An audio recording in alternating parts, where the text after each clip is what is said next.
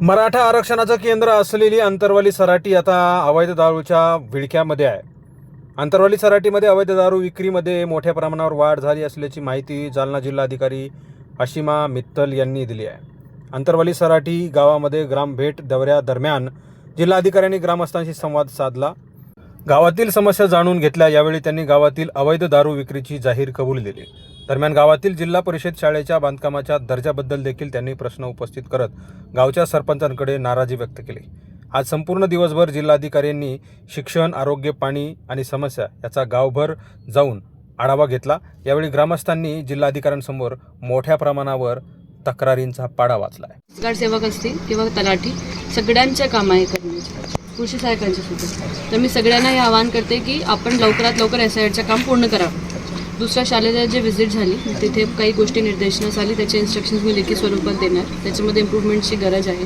Anganwadi shift करा, तिथे काही शौचालय वगैरे नाही, बेसिक सुविधा जोपर्यंत नाही आपण तिथे सुरू नाही करू शकत. कोणाची सोयी कन्व्हिनियन्स आहे म्हणून तिथे करा असं नाही, शाळेला करणं जास्त योग्य आहे. तुम्ही आल्या गोष्टीत नाराजी व्यक्त केली शाळेच्या बांधकाम संदर्भात, तर त्याच्यावर तुम्ही काही कारवाई करणार आहेत का?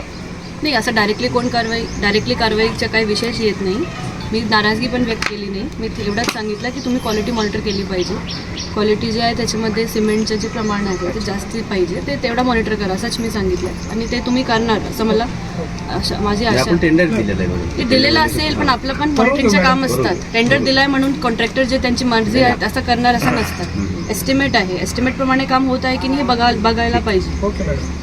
आणि कधी कधी त्याच्यामध्ये ग्रामपंचायत थोडा मागे पडतात, टेक्निकल स्किल्स त्यांच्याकडे नाही म्हणून. पण तसं करू नका. तुमच्याकडे ग्रामीण भागात पण काही सिव्हिल इंजिनियर वगैरे असेल त्यांना तुम्ही मॉनिटरिंगसाठी बोलवा. चांगलं करा. शाळांना नेहमी होत नाही, म्हणजे एकदाच होते आणि एकदा जर झाली तर ते खूप वर्षासाठी असते. तर सर्वात चांगली क्वालिटी आणि पेवर करायचे. आपण आता विकसित भारत जी रामजी हे जे योजना आलेली आपल्याला सगळ्यांना माहिती आहे. त्याच्या माध्यमातून आपली ग्रामपंचायतमध्ये आणि प्रत्येक गावाला 200 जलतारे एवढे करणार, 20 वनराई बंधारे. आता आपल्याला एल निनोचे वर्ष आहे तर हे सगळी गोष्टी करावी लागेल आणि त्याच्यासाठी सगळ्यांचे सहकार्य पाहिजे. एक प्रत्येक नागरिक जेव्हा पुढे येणार तेव्हा आपण त्याला लढा देऊ शकतो एल निनोला.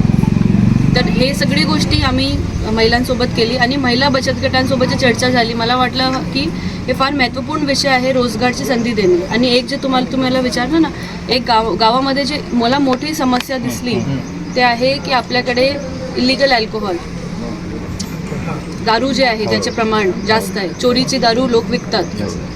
काही महिलांनी मला येऊन सांगितलं हे बंद केलं पाहिजे. मला दारू प्यायची आहे म्हणून मी सांगणार नाही असं करू नका. हे सगळ्यांसाठी आहे.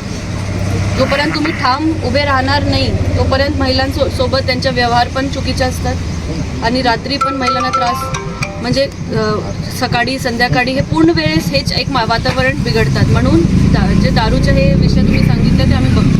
ठीक आहे.